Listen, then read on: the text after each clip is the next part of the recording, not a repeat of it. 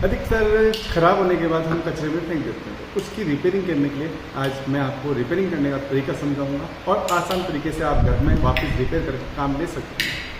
तो इसके लिए आप मेरे चैनल को सब्सक्राइब कीजिए, लाइक कीजिए और शेयर कीजिए। ये टूटा हुआ स्विच है, ये भी टूटा हुआ स्विच है, लेकिन इसकी बीच की बॉडी सही है, इसकी फुल बॉडी सही है। अब दोनों को इसको मर्ज करना है आपस में, तो मर्ज करने के लिए हमें दोनों स्विच को खोलना पड़ेगा। अब दोनों स्विच को खोलना है तो इसकी जो बैक साइड स्क्रू है इसको आप हटाइए पहले आराम से। हटाने के बाद इसके अंदर एक स्क्रू लगा हुआ है तेज, जिसको बोलते हैं मशीन स्क्रू। मशीन स्क्रू इसके सेंटर पॉइंट पर लगा रहता है। जैसे आप इसको रिमूव करेंगे धीरे से, लगा दिया टेस्टर से लगेगा, बड़े स्क्रू ड्राइवर काम नहीं करेंगे इसके अंदर, तो आप धीरे धीरे इसको खोल लीजिए।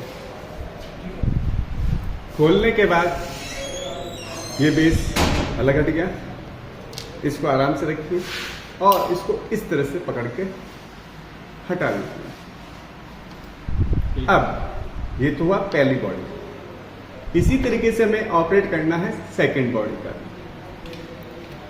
अब इसको भी हमने सेंटर से खोला, सेम वही कंडीशन, खोला और हमने हटा दिया और इसकी बॉडी हमने इस तरह से अलग कर दी। अब ध्यान क्या देना है आपको, देखो इसके पीछे कार्बन आया हुआ है कि स्विच ऑपरेट होगा, कार्बन आएगा। क्योंकि क्या होता है कि अगर हम ओवरलोड जैसे स्विच बंद चालू करते हैं, कोई भी अगर मिक्सी लगा रखी है, गीजर लगा रखा है, तो स्विच जैसे लोड पे कट ऑफ करते हैं तो स्पार्क होता है हमारा, तो स्पार्क से क्या होगा, कार्बन बनेगा। अब क्या करना है, यहाँ पे पहले कार्बन को अच्छी तरह से क्लीन कर लें। अगर क्लीन हो रहा है, काला काला भाग मैंने काला आ गया, तो ये काला भाग को साफ करना है आपको। अगर नहीं साफ करा तो ये कुछ टाइम बाद वापस पूरी खत्म हो जाएगा, तो स्पार्क होगा। क्योंकि कार्बन तो जमा हुई है, कनेक्शन बनेंगे नहीं, और जब कनेक्शन नहीं बनेगा तो और ज्यादा स्पार्क होगा, तो ये गर्म होकर टूट जाएगा। तो इसका काम ये है कि सर्विसिंग अगर टाइम पे होती रहे इसकी स्विच की, ये देखो काला कार्बन आ गया, तो जब ये काला कार्बन और अच्छी साफ करना है तो इसको हल्के से रेजमाल से भी साफ कर सकते हो, जो छोटा बारीक रेजमाल आता है स्मूथ वाला। अब जो बॉडी आप इसमें लगा रहे हैं, जैसे ये वाली बॉडी, अब इस बॉडी में भी आप देखिए नीचे वाले पॉइंट पे कार्बन आया हुआ, काला पड़ा हुआ है, काला पड़ा हुआ है, तो इसको भी साफ करना पड़ेगा उनको। चाहे तो आप कॉटन कपड़े से साफ कर लो, चाहे आप इसको ऐसे रगड़ के साफ कर लो। हो गया? नहीं हुआ तो आप थोड़ा सा जहां पे लग रहा है कि आपको हल्का सा कार्बन हटानी है, तो आप इस तरह से भी अपने को हटा सकते। हटाया, वापिस हाथ से साफ करा, जिससे कि स्क्रेच ना बने। अगर ऐसे स्क्रेच बन जाएंगे ना, तो क्या होगा, उस स्क्रेच पे भी स्पार्क ज्यादा हो जाएगा। एक तो हल्की सी किनारी टच होना, एक पूरा भाग टच होना, तो दोनों में फर्क है। तो दोनों में फर्क आ रहा है, तो इसलिए आपका काम भी यही रहेगा। अब क्या है, इस बॉडी को लगाना था, लेकिन इसका स्क्रू कौन सा था, ये वाला, ये भी ध्यान रखना। ऐसा नहीं है कि जो बॉडी दूसरी वाली का स्क्रू खोला और आप दूसरी बॉडी में सेट करो, क्योंकि इसकी स्क्रू की हल्की सी थिकनेस भी फर्क पड़ेगा आपको वापस, क्योंकि उस पोजीशन को टाइट नहीं कर पाएगी। हम खोल तो लेते हैं जल्दबाजी में, लेकिन सबसे बड़ी कमी क्या छोड़ते हैं कि हम ये ध्यान नहीं रखते कि कौन सी बॉडी से कौन सा स्क्रू खोला।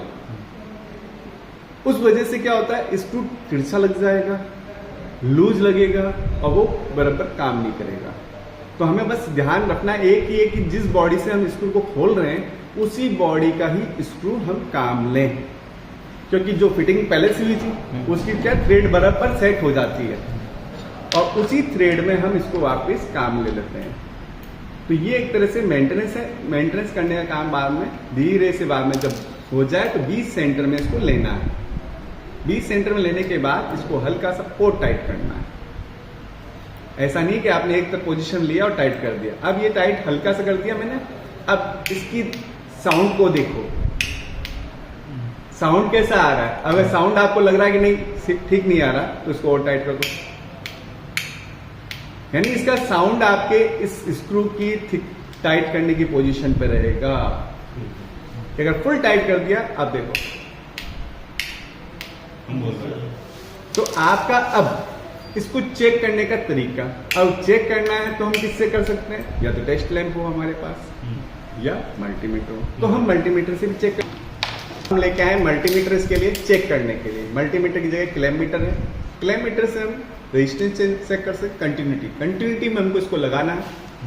कंटिन्यूटी का मतलब कोई भी रेजिस्टेंस है, कोई भी वायर है, कोई भी चीज है जिसको हम चालकता उसकी चेक कर सकते हैं कि वो बराबर काम कर रहा है या नहीं कर रहा है। तो सबसे पहले कंटिन्यूटी में इसको सेट कर दिया, और सेट करने के बाद आप केबल आपकी सही काम कर रही है नहीं कर रही है उसको हम इस तरह से चेक कर लें। साउंड आना चाहिए, बीप की आवाज आनी चाहिए इसको, और बीप के साथ साथ देखो नंबरिंग भी इसकी डाउन होती जा रही है।